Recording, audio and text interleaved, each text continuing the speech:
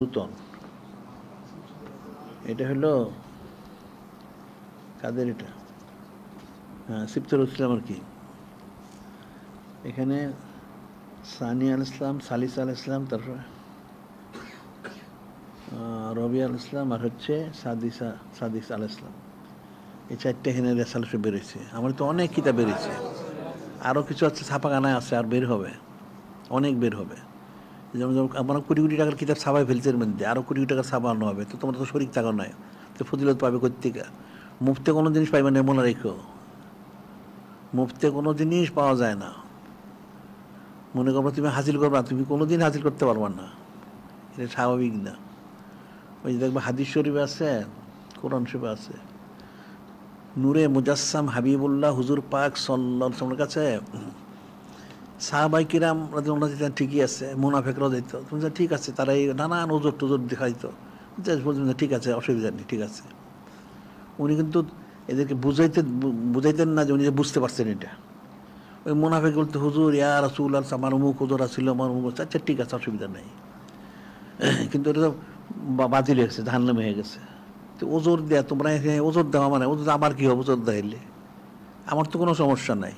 তুমি যে দুযোগে যাও, তুমি দুযোগে জ্বলবা, আমার কী হয়েছে? তুমি ওজোর দেখাও, তোমার ঘর সংসার, তোমার এইটা সেটা, ব্যবসা বাণিজ্য, চাকরি বাকরি আসতে পারি না, আসলে আমার কী হয়েছে? আমার তো কোনো সমস্যা নাই। তুমি জাহান্নামে দেবে, আমার কী হয়েছে? তুমি ওজোর দেখো, সাথে আমার কী হইলো? তো যারা নূরে মুজাসসাম হাবিবুল্লাহ হুজুর পাক সাল্লাল্লাহু আলাইহি ওয়াসাল্লাম ওজোর দেখাইছে, তো ওনার তো কোনো সমস্যা নাই, উনি তো বলছেন। তো তারা ওজোর দেখে তারা জাহান্নামে গেছে, নাউজুবিল্লাহ। তোমরা ওজোর দেখো, ওজোর দেখে আমার কী হবে? তোমার তো আমরা প্রতিদিন বলতেছি তোমরা এই আমলগুলি করো, কিন্তু তোমার ওজোর দেখাও, এই ওজোর সেই ওজন। তো ওজোর আমার কি সমস্যাটা? তোমার কবরে তো আরেকজনে যাবে না, তোমাকে একলাই কবরে থাকতে হবে। গুরজুরা যখন দেবো, তোমারই গুরজুরা দিবে, আরেকজনের গুরুতে দিবে না, এটা মনে রাখবা। ওজোর খাই দেখা উদ্ধার হবে না। এখানে একটা মাসাল আছে, সাধারণত বেশি ওজোর খাই করে যারা মুনাফেক, নাউজুবিল্লাহ। কিতাবে লেখে মুনাফেকরা বেশি ওজোর খাই করে, আর ইমানদাররা স্বীকার করে ভুলটা। আর মনে হয় না, আমি তো আসতে চাইছিলাম, এই কাজ সেই কাজ, নানান কাজ, ওটা নেফাকি, অন্য কিছু না। কাজেই তোমরা নিজের জিকির আজকারটা করছো, তোমরা জিকির তো করো না, যার জন্য তোমার অন্তরের গালিশটা দূর হয় না। জিকিরটা করো বেশি বেশি, 5 আনফাসটা করো, আর যত চেষ্টা করো বেশি সৌদিকতের করার জন্য।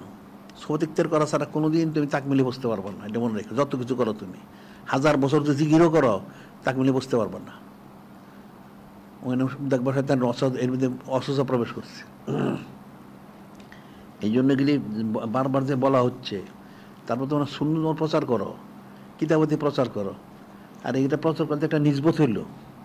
সুন্নাত প্রচার করলা, এটা নূরে মুজাসসাম হাবিবুল্লাহ হুজুর পাক সাল্লাল্লাহু আলাইহি ওয়াসাল্লাম একটা নিজবত হয়ে গেল।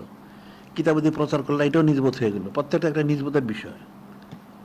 আঞ্জুমান মজলিস করে আলোচনা করো, কার আলোচনা করবা? বাবার আলোচনা তো করবা না। নূরে মুজাসসাম হাবিবুল্লাহ হুজুর পাক সাল্লাল্লাহু আলাইহি ওয়াসাল্লাম, ওনার যারা সংসদ, ওনাদের আলোচনা করবা। এটা তোমার রহমত বরকত বর্ষিত হইব। তোমার ইহকালে কামিয়াবি, পরকালে কামিয়াবি। হ্যাঁ, এত বলার পর যদি তোমরা না বুঝো, তাহলে তা আর বোঝানো যাবে না। 1,24,000, 2,24,000 নবী আসছেন, ওনার বুঝাইছেন। কেউ বেনিসে কেউ মানে নাই। আবার কতগুলি কাফের মিলে 70,000 নবী ওনার শহীদ করছে, নাউজুবিল্লাহ। এই যে বিষয়গুলি, এখন যারা করছিল তো জাহান্নামী হয়ে গেছে।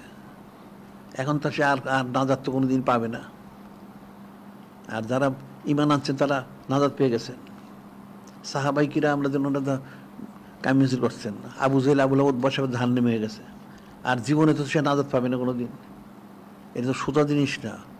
দুনিয়া একটা মশা কামড় দিলে, একটা মাছি কামড় দিলে, একটা পিঁপড়ে কামড় দিলে আমরা অস্থির হয়ে যায়।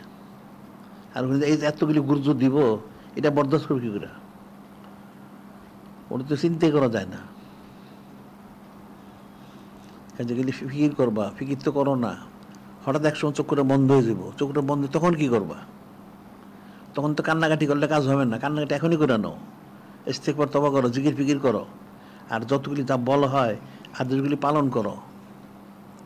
তোমরা মুখে মুখে সব, অন্তরে তো নাই, তো কেমনে হবে? ফিকির করবা। এটা একদিকে নেফাকে, কাফেরের বদ খাসলো, এগুলি কাফেরা কিন্তু এরকমই করে।